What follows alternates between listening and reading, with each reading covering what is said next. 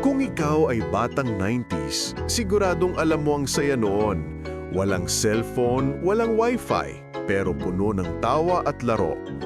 Piko, tumbang preso, taguan, luksong baka, yan ang ating social media noon. Pero kapag sumigaw na si mama ng, "Oy, pasok na! May palabas na sa TV!" Ayun, takbuhan papasok ng bahay. Kasi alam nating oras na ng mga palabas na hindi lang masaya, kundi puno ng aral. Bago natin simulan ng countdown, silipin muna natin ang mga honorable mentions na minsan ding naging parte ng ating kabataan. Honorable mentions. Una, At Iba Pa. Awit, titik, bilang, panitikan. Isang makabayang show na nagturo sa atin ng wika, musika at panitikan sa paraang nakakaaliw. Sunod, Bayani. Ang palabas na nagmulat sa atin sa kasaysayan ng mga tunay na bayani tulad ni Rizal, Bonifacio at Gabriela Silang. Dito natin unang naramdaman ang mamatay nang dahil sa'yo. At syempre, Five and Up. Isang makabago noong panahon yon. Mga batang reporter, nag-interview ng totoong tao, may sariling opinyon. Tunay na inspirasyon para sa mga batang matanong at matalino. Ngayon, balikan na natin ang top 5 educational TV shows ng mga batang 90s. At magsisimula tayo sa ating number 5, Math Tinik, ABS-CBN, 1996-2004.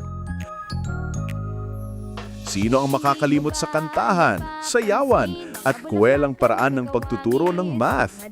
Dito, kahit fractions, multiplication, at problem solving, nagiging madali at masaya. Sina Ate Winnie, Kuya Jojo, at iba pang guro sa TV ang nagpatunay na sa Math Tinik, hindi ka matitinig. Ang show na ito ang nagturo sa atin ng tiyaga, disiplina, at saya sa pag-aaral.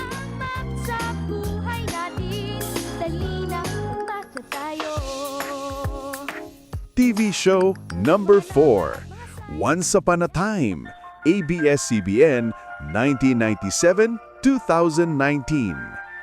Once Upon a Time, tuwing Sabado sa Kapamilya. Ang show na puno ng pantasiya at aral sa bawat kwento. Dito nating unang nakita na kahit ordinaryong bata o hayop ay pwedeng maging bayani. Tinuturuan tayo nitong maging mabuti, matapat at mapagkumbaba.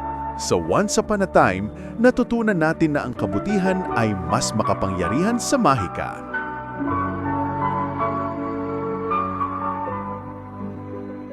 TV show number 3, Sineskwela, ABS-CBN, 1994-2004. Ang Sineskwela ay 24 oras ng saya at karunungan.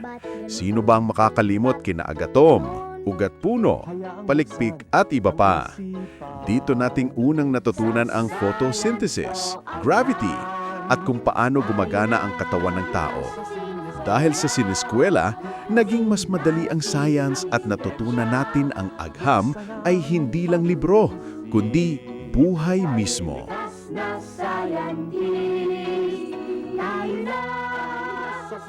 TV show number 2, Hiraya Manawari, ABS-CBN, 1995-2003. Hiraya Manawari, ibig sabihin, naway matupad ang iyong hangarin. Isang palabas na puno ng mahika at aral. Bawat episode ay may kwentong nagtuturo ng tapang, kabutihan at pangarap. Minsan pantasiya, minsan realidad, pero laging may aral na tatatak sa puso. Ito ang show na nagturo sa atin na ang kabutihan ay tunay na mahika.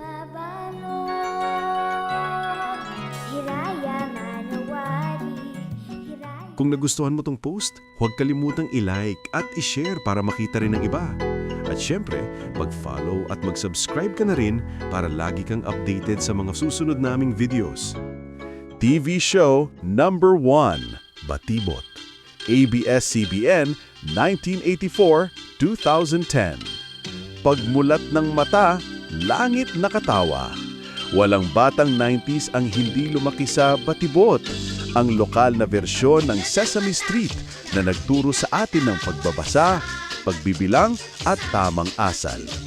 Kasama sina Kuya Boji, Ate Siena, Pong Pagong at Kiko Maching, ang Batibot ay hindi lang palabas. Ito ay bahagi ng ating kabataan. Dito natin unang natutunan kung paano maging mabuting bata, mabuting kaibigan at mabuting Pilipino. Ang mga palabas na ito, hindi lang basta entertainment. Sila ang unang guro, unang inspirasyon at unang salamin ng kabataan. Iba talaga ang batang 90s, lumaking marunong, magalang at mapagmahal. Salamat sa mga palabas na ito. Kaya kung isa ka sa mga batang 90s, salamat sa panonood at Hiraya Manawari!